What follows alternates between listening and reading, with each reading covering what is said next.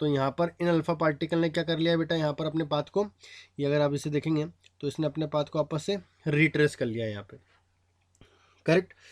तो अब ये जो अल्फ़ा स्कैटरिंग एक्सपेरिमेंट था, इससे हमें क्या ऑब्जर्वेशन मिलता है, तो इससे हमें ऑब्जर्वेशन मिलता है कि एटम का जो मैक्सिमम पार्ट होता है वो एम्प्टी होगा, मैक्सिमम पार्ट एम्प्टी, इसलिए मैक्सिमम अल्फ़ा पार्टिकल स्टेट चले गए, ठीक है।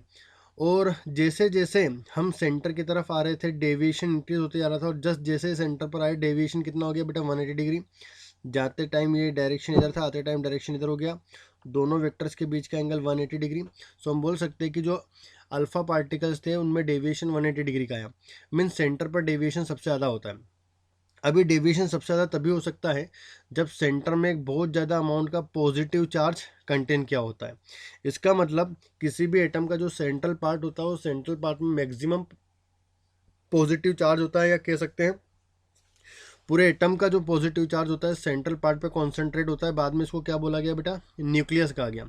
तो न्यूक्लियस एक ऐसा पार्ट होता है जहाँ टोटल जो पॉजिटिव चार्ज होता है, जो टोटल मास होता है एटम का, वो कॉन्सेंट्रेटेड होता है, ठीक है।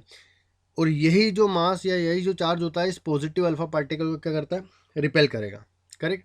तो ये अल्फा स्कैटरिंग एक्सपेरिमेंट था, और अल्फा स्कैटरिंग एक्सपेरिमेंट में जो ऑब्जर्वेशन निकाला गया वो मैंने आपको बताया कि सबसे पहला ऑब्जर्वेशन कि मैक्सिमम जो पार्ट होता है एटम का वो एम्प्टी होता है, जिससे क्या हो गया, जितने की अल्फा पार्टिकल्स स्ट्रेट चले गए। बहुत कम अल्फा पार्टिकल जो होते हैं 90 डिग्री से ज़्यादा एंगल पर डिवाइड होते हैं, लगभग एक अल्फा पार्टिकल जो होता है वापस अपने पाथ को रिट्रेस कर लेता है। अब यहाँ पर बेटा हमें दो चीज़ें कैलकुलेट करनी होती है, एक तो होता है क्लोजेस्ट डिस्टेंस ऑफ अप्रोच, दूसरा होता है इम्पैक्ट पैरामीटर। अब ये क्या चीज़ होती है इसके बारे में हम डिस्कस करते हैं। तो मान लीजिए कि मेरे पास यहाँ पर ये न्यूक्लियस है जिस पर टोटल पॉजिटिव चार्ज है, और यहाँ से मैंने किसी अल्फ़ा पार्टिकल को इनिशियल एनर्जी से प्रोजेक्ट किया है।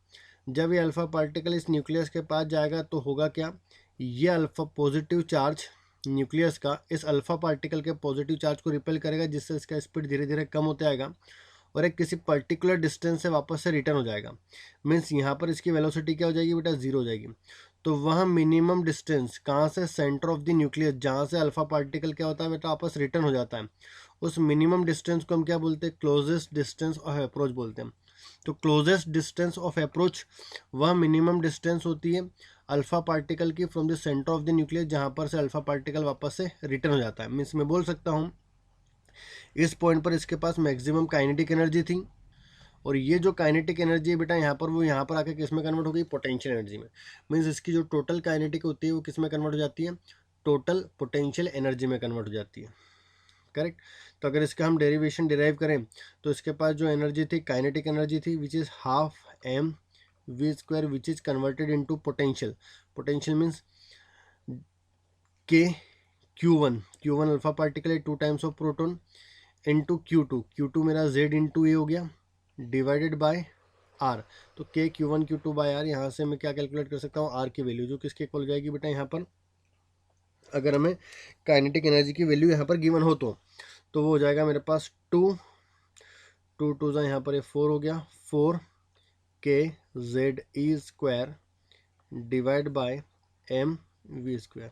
यहाँ पर ये किसकी वैल्यू हो गई मेरे पास, ठीक है, closest distance of approach. Now अब हम डिस्कस करते हैं कि इम्पैक्ट पैरामीटर क्या होता है। जैसे फॉर एग्जांपल अगर हम इम्पैक्ट पैरामीटर की बात करते हैं बेटा, इम्पैक्ट पैरामीटर, तो मान लीजिए कि मेरे पास यहाँ पर न्यूक्लियस है, this is the central line joining the nucleus, ठीक है। अगर मैं किसी अल्फ़ा पार्टिकल को इनिशियल वेलोसिटी v से प्रोजेक्ट करता हूँ, तब इस अल्फ़ा पार्टिकल का जो इनिशियल वेलोसिटी वेक्टर होता है, वो इनिशियल वेलोसिटी वेक्टर इस सेंट्रल लाइन से जितना परपेंडिकुलर डिस्टेंस पर होता है उसको हम क्या बोलते हैं बेटा, impact parameter. Means impact parameter is defined as distance, perpendicular distance of initial velocity vector from the central line of nucleus. Nucleus की जो सेंट्रल लाइन होती है उससे जितना परपेंडिकुलर डिस्टेंस पर ये इनिशियल वेलोसिटी वेक्टर होता है बेटा, इसको हम क्या बोलते हैं, इम्पैक्ट पैरामीटर। अब इस इम्पैक्ट पैरामीटर की वैल्यू जितनी कम होगी डेविएशन उतना ही ज़्यादा होगा। अगर मैं इस इम्पैक्ट पैरामीटर की वैल्यू को कम कर दें, जैसे फॉर एग्जांपल मान लीजिए मैंने यहाँ से प्रोजेक्ट किया है, तो इस न्यूक्लियस के ज़्यादा क्लोज है, तो मैं बोल सकता हूँ कि यहाँ पर जो डेविएशन है ज़्यादा होने वाला है। जैसे जैसे न्यूक्लियस से दूर जाएगा इस पर रिपल्सिव फोर्स कम हो जाएगा, तो डेविएशन की वैल्यू कम हो जाएगी। और अगर इस इम्पैक्ट पैरामीटर की वैल्यू 0 हो जाएगी तो डेविएशन कितना हो जाएगा, 180 डिग्री का। करेक्ट। अब इस इम्पैक्ट पैरामीटर का जो फॉर्मूला होता है बेटा, वो फॉर्मूला होगा b is equal to 1/4πε0 z is square into cos of θ/2 divided by k। Correct. जहाँ पर ये क्या क्या है बेटा मेरे पास, काइनेटिक एनर्जी। करेक्ट। इसकी की वैल्यू क्या है, काइनेटिक एनर्जी। अब ये थीटा क्या होता है, इंसिडेंट डायरेक्शन और scattered incident alpha particle scattered alpha particle के बीच का क्या है बेटा, ये एंगल है थीटा। तो यहाँ पर थीटा अगर मुझे पता है तो मैं यहाँ पर θ/2 कैलकुलेट करके b की वैल्यू को फाइंड कर सकता हूँ। तो इस तरह से हम इम्पैक्ट पैरामीटर कैलकुलेट कर सकते हैं। अब बात आती है बेटा कि ये जो रदरफोर्ड मॉडल होता है या अल्फा स्कैटरिंग मॉडल होता है, इसके ड्रॉबैक्स क्या थे। तो सबसे पहला इसका ड्रॉबैक यही था कि इसके अकॉर्डिंग ये स्टेबिलिटी को नहीं समझा पाया। यहाँ पर ये एक्सप्लेन किया गया कि जो एटम होता है उसके सेंट्रल पार्ट को हम न्यूक्लियस बोलते हैं और जितने भी इलेक्ट्रॉन्स होते हैं उस न्यूक्लियस के अराउंड सर्कुलर पाथ में रिवॉल्व करते हैं। अब हमें पता है कि जब भी कोई इलेक्ट्रॉन बेटा सर्कुलर पाथ में रिवॉल्व करता है तो इसका जो मोशन होता है एक्सेलरेटेड मोशन होता है, क्योंकि इस पर एक सेंट्रीपिटल फोर्स एक्ट होता है या सेंट्रीपिटल एक्सेलरेशन एक्ट होता है। अगर इसका मोशन एक्सेलरेटेड मोशन है तो हमने पढ़ा था कि जब भी कोई चार्ज पार्टिकल एक्सेलरेटेड मोशन करता है तो रेडिएशन को एमिट करता है। मीन्स जब भी इलेक्ट्रॉन सर्कुलर पाथ में मोशन करेगा तो रेडिएशन को एमिट करेगा। जब रेडिएशन को एमिट करेगा तो इसकी एनर्जी कम हो जाएगी, जिससे इसके सर्कुलर पाथ का रेडियस भी कम हो जाएगा, फिर से सर्कुलर पाथ का रेडियस कम हो जाएगा और फाइनली कहाँ चला जाएगा बेटा, न्यूक्लियस में चला जाएगा। अगर मेरा इलेक्ट्रॉन न्यूक्लियस के अंदर चला गया तो स्टेबिलिटी शो नहीं कर पाएगा। तो यहाँ पर ये एटम स्टेबल क्यों है इसके बारे में कोई इन्फॉर्मेशन नहीं दे पाए। दूसरा यहाँ पर ड्रॉबैक बेटा ये था कि ये जो डिफरेंट एलिमेंट्स हैं उनके स्पेक्ट्रल सीरीज क्यों ऑब्टेन हो रही है इसके बारे में कोई इन्फॉर्मेशन नहीं दे पाया। मीन्स स्पेक्ट्रल सीरीज का इन्फॉर्मेशन नहीं मिल पाया हमें, साथ ही साथ एटम की स्टेबिलिटी को एक्सप्लेन नहीं कर पाया। फिर इन सभी चीज़ों को एक्सप्लेन करने के लिए एक नया मॉडल आ गया जिसको हमने क्या कहा बेटा, बोला बेटा बोहर्स मॉडल।